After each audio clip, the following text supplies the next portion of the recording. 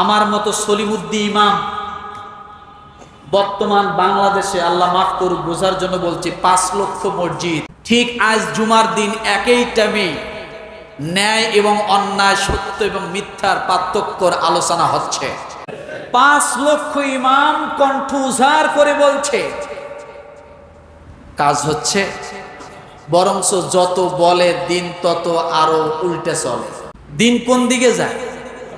উল্টে দিকে।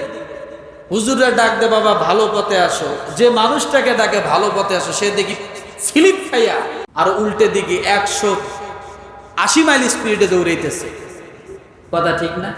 তার মানে বোঝা গেল এই হুজুরদের কথায় কাম হবে না, এর থেকে বড় হুজুর লাগবে, এর থেকে বড় হুজুর লাগবে।